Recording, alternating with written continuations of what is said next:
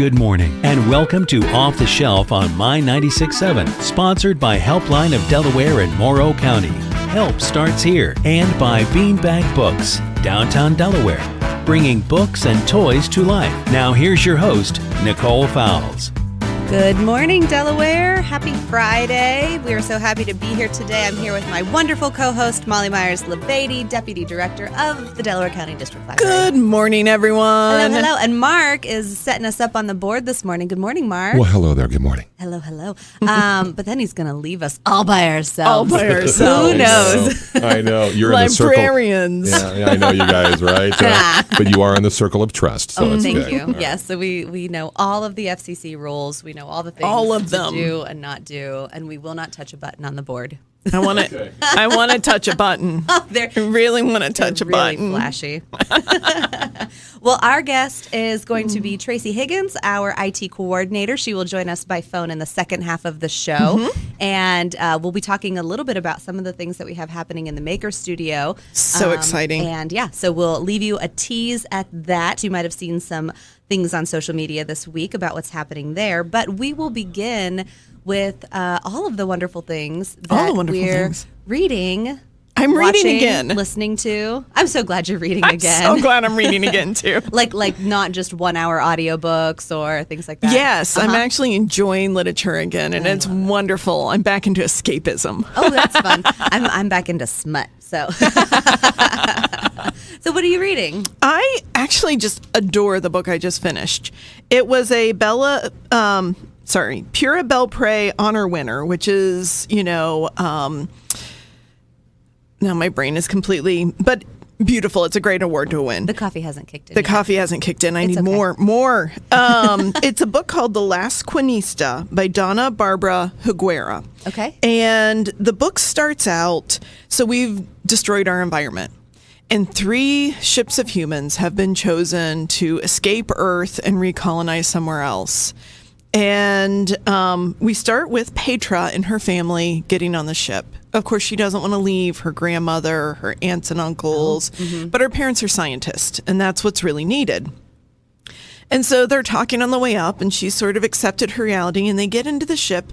And once they're in the ship, they have to go into pods, where then education is put into them. So she's going to sleep, and when she wakes up, she's going to be a major biologist. Wow. And her brother is going to really know how plants and chemicals work, and she asks for one more thing in her learning pod. Her grandmother was a storyteller, a Cuentista, and she wants to be a Cuentista. She wants all of the stories, and everything got messed up. Oh, no.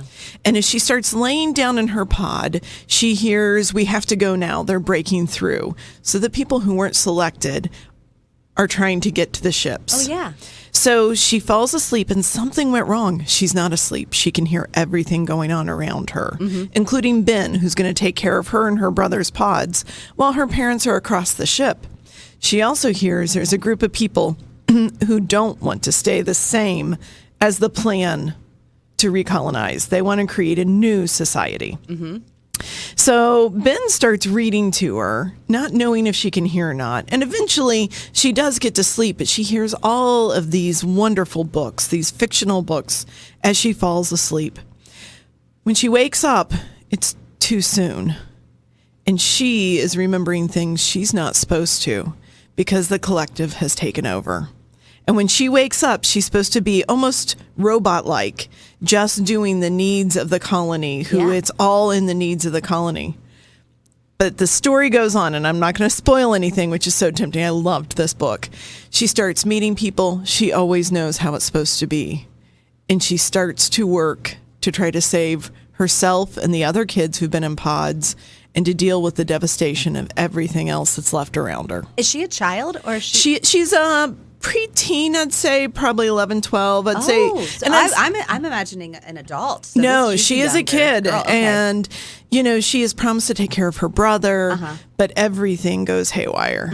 And it is science fiction, but it's extremely well written. I can see this going down like A Wrinkle in Time. And so it is a young adult novel? It's, I would say, a fourth grader, not if they have nightmares, because there are a couple of things that can be a little scary if If you if you get into that, it would have been perfect for me around 5th grade. Yeah. But I can't say this enough. Hey, adults, read kids' books. Yeah. They don't read adult books because they don't have the context to understand that world. We have the context to understand their world. This one was just magical. Everybody who read it reviewed it really well. The only problem I have is I'm ready for a sequel. And it's not out yet? I don't know if she's even going to write it. Oh, no. If you are listening, author who lives somewhere that's probably not here, please give me a second one, please. We'll send her the podcast. Yes.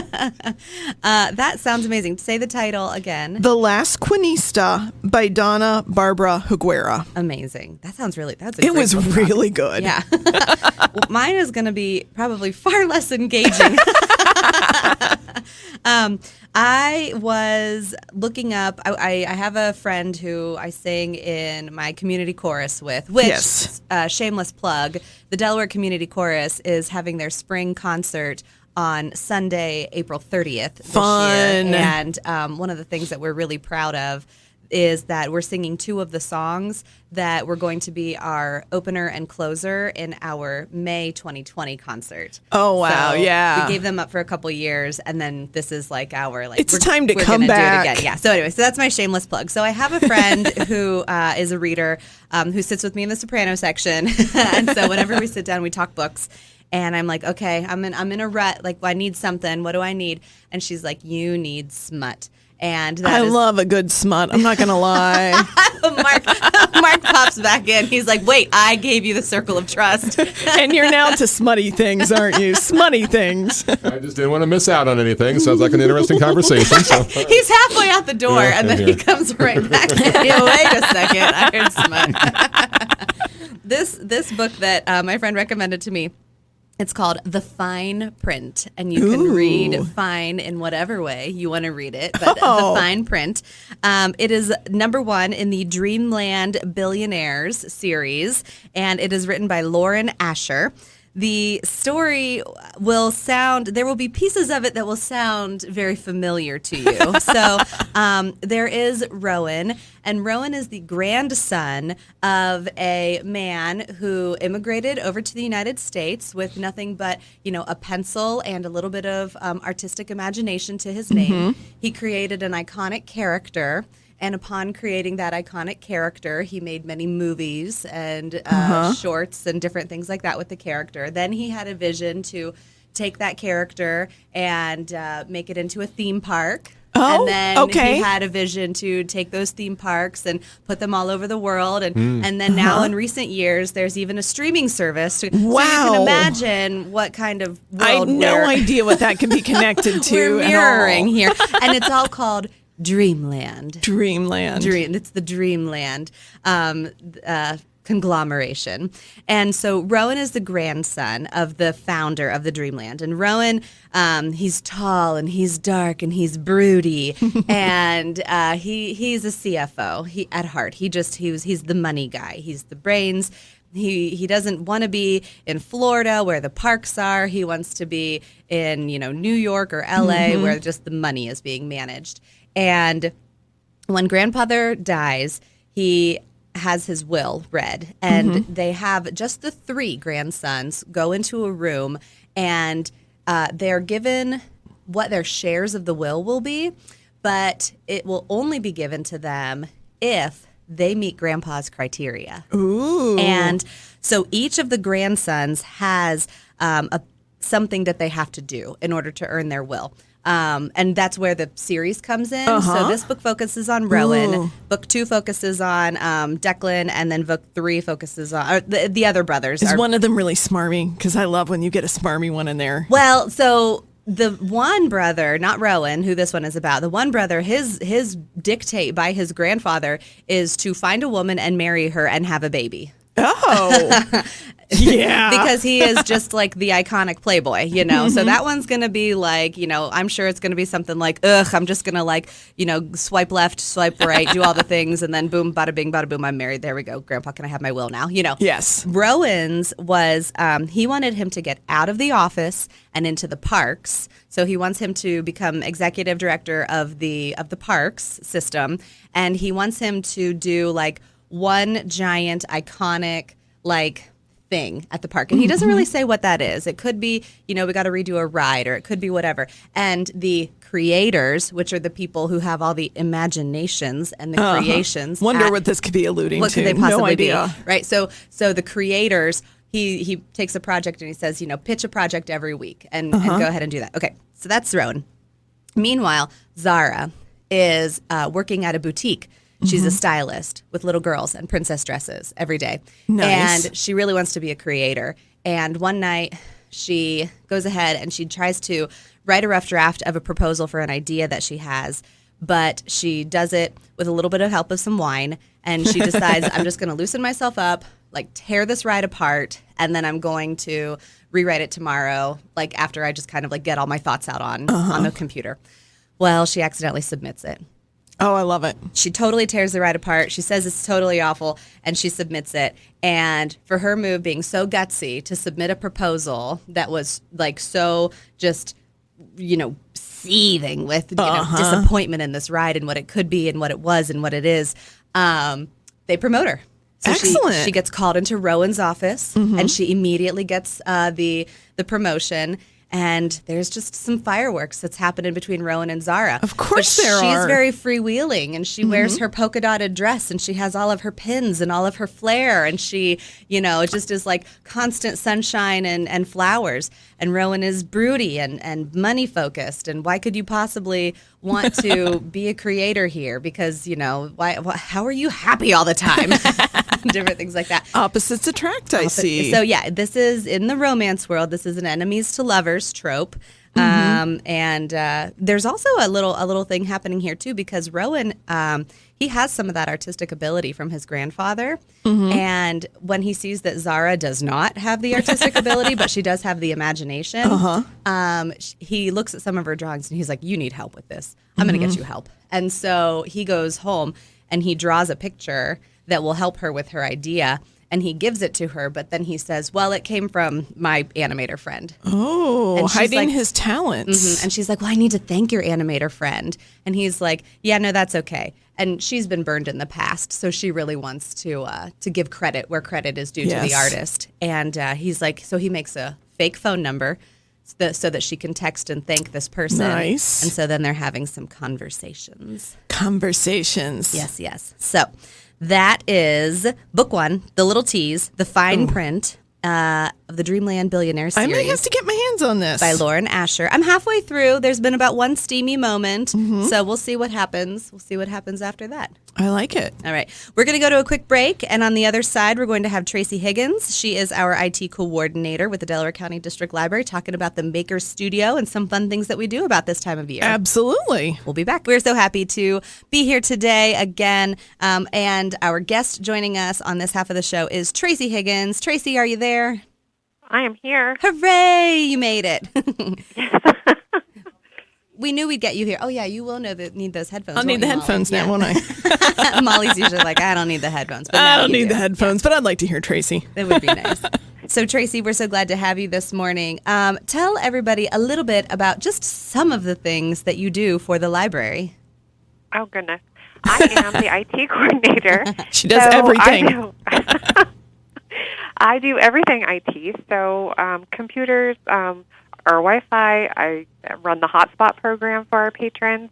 All of our public labs, our laptops, pretty much everything that touches technology in the library, I have some type of hand in. And then, also, I was going to say, you got a Yes. new addition to your department around, 2019, 2020.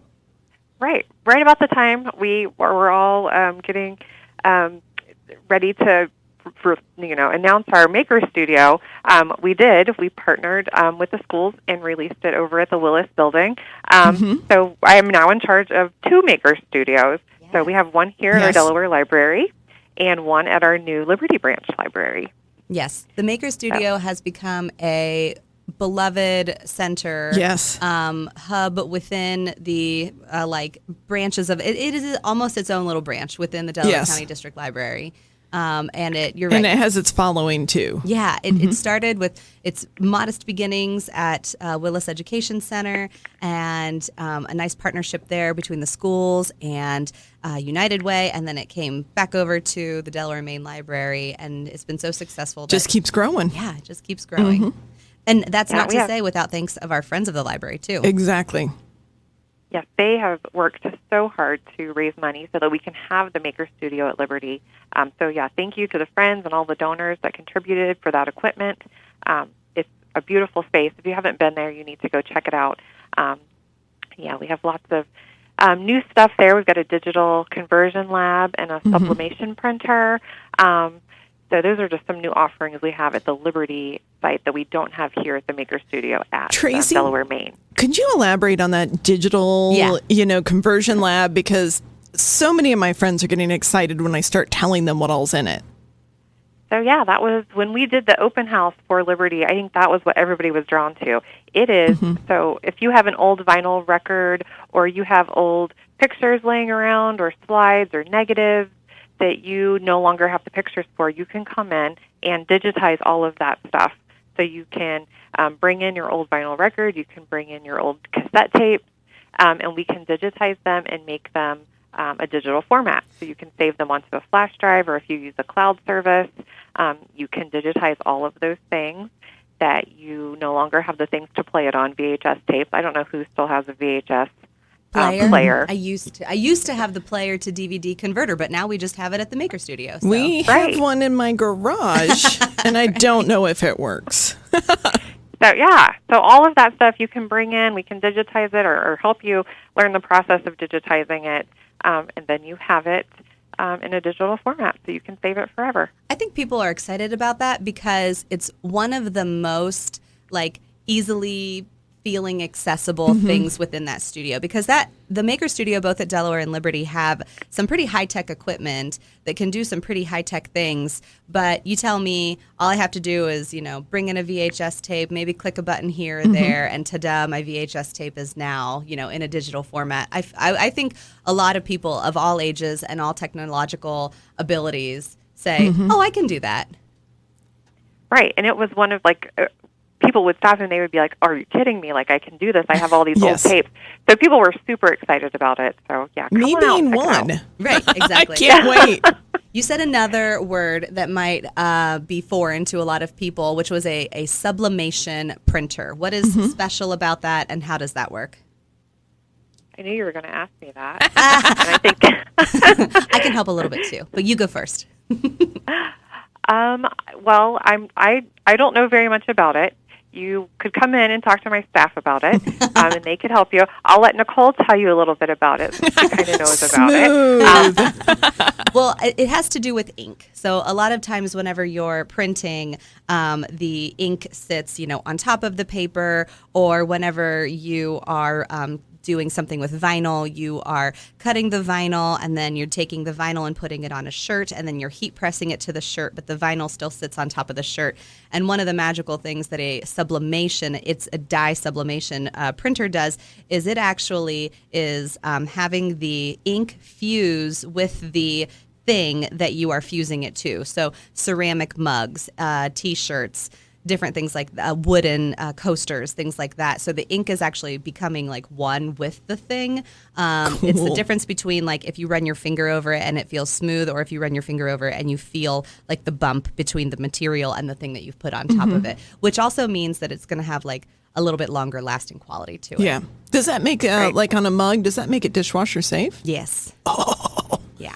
And that's a new thing that we have at Liberty is the mug press. So we don't have that here. That's new. So you can come in and, have your images pressed onto your favorite mugs. Yeah, so both locations have the heat press, which is just a large, I think it's maybe 18 by 18 or 20 by 20 flat kind of square press. But yeah, the one the mug press is this little circular thing that you actually put your mug or your whatever into. Cool. and it like squeezes it like a hug. I'm thinking of all the pictures that I need to put on mugs of other people through history. Junior high. Oh, sure. Yeah. Yeah. The Kellen, who you will see if you go to either one of the branches, he has a like a water bottle that he has Pedro Pascal's face on, which Pedro Pascal is very popular in that right famous meme. Yes. You know?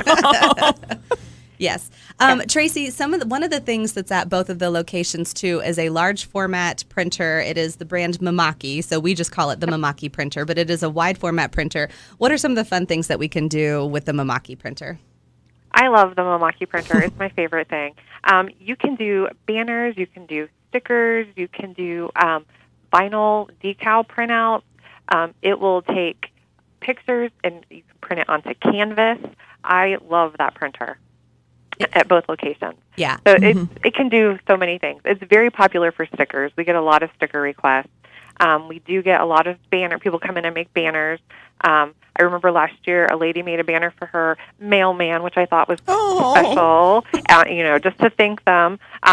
So, we get a lot of uses out of it. But stickers are very popular. Kids come in and love to design and print stickers. So that's a big thing that we use it for. Banner printing is also very popular, like I said. People will do birthday banners and all kinds of neat banners for school or their kid's birthday party or whatever. I just had a thought. Lloyd's really into Dungeons and Dragons. I could make like a giant map of one of the worlds he's created, couldn't I? Yeah. And then print that out. And then we could 3D print little characters that he can move around on it. Yeah. Best wife ever. You right are. here. You win the award. In Nerd World. Does he have a birthday coming up soon? No. Well, then Which is you've good. got I lots need of time. Yeah, you've got lots of time. Speaking of that, Traci, do you have one of the things that I love the most about the library world in general and about, the Maker Studio and just all the things that we do at the Delaware County District Library is the stories, the anecdotes, the things that we hear. My daughter was looking for this and she found herself in this character, and then it cultivated a love of reading. People like the story that you just said about the woman who printed a banner for her mailman. Are there any other good anecdotes, like just kind of a feel-good story that you have seen come out of the Maker Studio? We've had a lot. It's hard to pinpoint them. One that sticks out in my head last year is we had a couple drive quite a ways to get here from another school district. That was when it was around graduation time, and they had twins. And they wanted to do graduation banners, but she couldn't afford them. They couldn't afford, 2 graduation banners at, whatever cost they were doing. And they drove like an hour away to come to the library, and they were so grateful. They came in, they designed their banners, printed them, took them home. I've never seen people so happy that we were able to serve them, even though they weren't in our service area. They had heard about us, and we were still able to meet their need, which was lovely. I love that story. And she said, I couldn't have done this without this being available to me. And we hear that so often, not just with the Maker Studio, but with other things that we offer. The public computers for people, studying for school or filling out job applications or helping them with other things. So, it's always good to help people. It's always a good feeling. I always get asked about what does all this cost? How do we figure out what the cost is going to be, Traci? So we only charge for material use. So if you come in and you sit down and you use our computer to design something, and then you've brought your own mug, we're only going to charge you for whatever is printed to put on the mug. And we're not going to do it for you either. We're going to help you learn the process. Exactly. So we're going to sit with you and help you figure out how to do whatever it is that you want to do. If you come in with an idea, you can work with either Tom or Kellen, and they will show you what software you need to use, how to get started, and kind of walk you through that process. We also offer classes on Wednesdays. Both studios are closed, and we just have classes that day so that you can learn each piece of equipment. Each class kind of touches on a different piece of equipment, so you get to learn the process of making something. We've really geared our classes to that model. So when you come in, it's either a demo, so we're going to show you kind of how it works, or you're going to do a project. You're going to walk through the process of making something so that you can learn how to use that. And then the Maker Studio becomes less intimidating. I think it can be a little intimidating when you walk in. Yeah. But if you get to do something, if you get to actually walk through the process, it gives you more confidence, and you can come in and try something new the next time that you're in. It's so library-y of us, the teach Amanda Fish mentality. Yes. You know, it's, yes, we can help you find that, but also let me turn my screen around and show you how you can do it so that next time you're fully enabled to do it all by yourself. It's like it's our goal or something to help promote your learning. How to learn, lifelong learning. Yep. What? I know. Well, Traci, we appreciate you joining us this morning. Come and visit Traci, Kellen, and Tom at the Maker Studios. They are located at the Delaware and Liberty Libraries. They have hours that vary, so be sure to check those hours online before you visit. And in the meantime, we are going to tell you a little bit about some of the upcoming programs that we have this week. Which include some Maker Studio classes. And there are openings, which is very rare. So Right. you're definitely going to want to jump on if you hear something you want. Yes. On Wednesday, as Traci mentioned, at the Delaware Main Library, there is a Vector Designs Basics class. This is going to be helping you with just making sure that you have the right design so that it's ready to print on many of those machines that we have, and there are registration spots available still. There's also 3D printing. So if you're curious what 3D printing is or how you design something, come on into this class. There's about 5 spots right now there. Right. And some, like we were saying, some of the ones that are rare are actually some of those events that you come to the Maker Studio and you are like walked through making something and you actually get to take it home with you. So you can do laser engraved bookmarks. There's still spaces available for that at 1:45 on Wednesday, and stenciled flower pots. There are spaces for that at 5 o'clock So on cool. Wednesday. So gobble those spots up because you get to take home a really cool flower pot. And before we leave, I want one little shout out. We have a media sale from the Friends of the Library coming up next Saturday from 10 to 3 at our Orange branch. So if you're looking to increase your media collection, now's the time to do it at a great rate. That means DVDs, audiobooks, and other things that are not book related. Absolutely. So we hope to see you soon. Traci, again, thank you for joining us. Molly, thank you for being a co-host today. Love being a co-host. Mark, thanks for running the board. Absolutely. And thank you to our sponsors, Beanbag Books and Helpline of Delaware County. We will see you in the stacks.